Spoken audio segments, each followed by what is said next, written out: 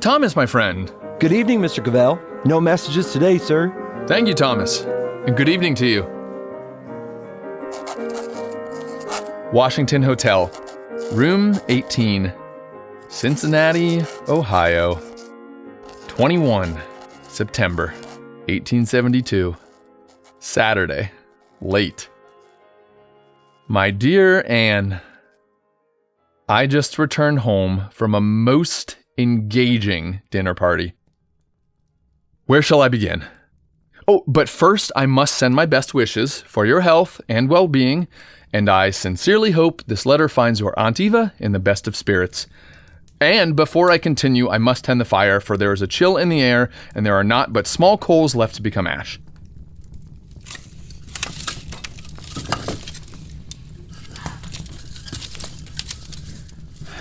There. It is warmer now, and I am bundled a bit with a hot cup of tea from the innkeeper. This is a small writing desk, but most sufficient to tell my story.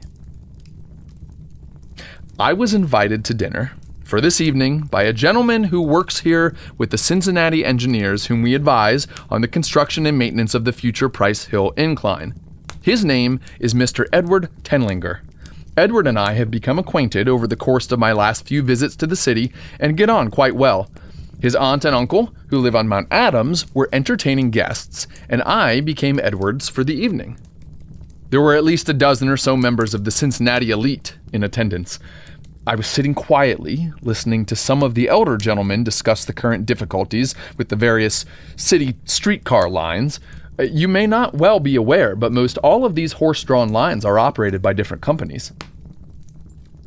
At one point, during the evening, a Mr. Douglas Kelly, a Cincinnati industrialist, turned to look at all participating in our discussion and asked, "Doesn't anyone here have a solution for this absurdly inefficient system?" No one spoke. He seemed a bit frustrated. "We are certainly among the brightest men in our community. Surely one of us sees a solution." All were silent. Mr. Kelly then turned to me. "You're the young engineer from Pittsburgh, Mr. Cavell, isn't it?" "Yes, sir, Mr. Kelly. How may I be of service?" "You're here as an advisor to this incline that we are completing. Yes, surely you have an opinion on this streetcar dilemma that we face." All eyes were now staring at me, and mine were fixed on the larger-than-life Mr. Kelly. I proceeded cautiously. "Sir, I am quite sure that it's not my place to tell you gentlemen what you should do.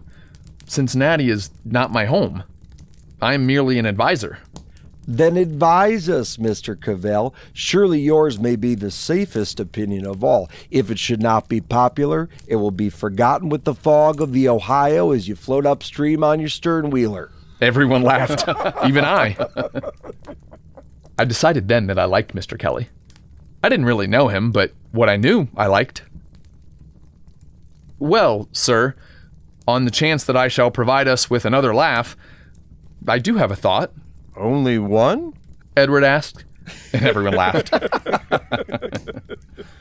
"Yes, just one." "Out with it, young man." Mr. Kelly boomed with his big smile. All became very quiet. "Buy them."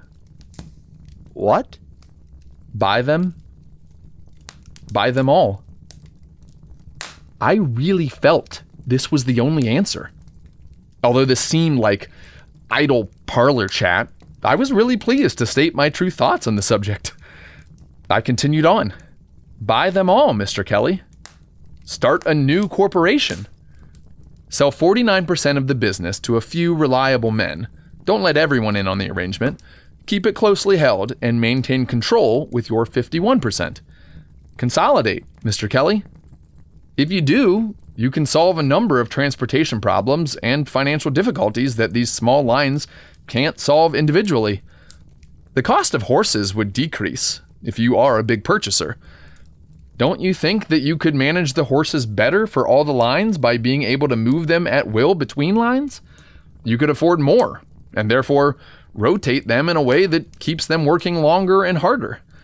And what about car and rail maintenance? Don't you think it would be more cost-effective to centralize it for all of the lines and have one or two good crews maintaining all, rather than the ragtag, unequal, and often incapable maintenance that currently exists amongst the many lines that we have in this town? And the workers, take the best and have them train the rest. You would have the safest streetcar lines in the country, to say nothing of being prepared and well-positioned for the day when horses are no longer needed. You know that day is coming soon. And for this city, which is the fastest growing in the West, there is really only one answer for the future. Buy them, Mr. Kelly. Buy them all. Everyone just stared. You could only hear the crackle of the fire and the noise of the tableware in the dining room. Mr. Kelly struck a match and lit his pipe.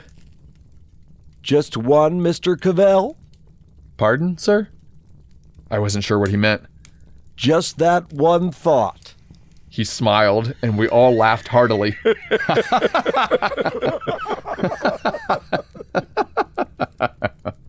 At that point, Mrs. Pamela Kelly came to the parlor. She is a most gracious and handsome woman. Edward says that she can hold her own with any man in a conversation on politics or economics. Imagine. And he says that she charms all the gentlemen at her husband's dinner parties. I am pleased that you gentlemen are enjoying yourselves, but can you bring your laughter and enjoyment to the dining table? Dinner is served. We all stood and began to follow Mrs. Kelly. Mr. Kelly then made the following request. My dear, will you please seat Mr. Cavell next to me? We may have much to talk about, and we must see that he eats well. I want to know that he's healthy if I'm to consider a future working relationship with him. She smiled and assured Mr. Kelly that she would take good care of me. It was a fascinating evening.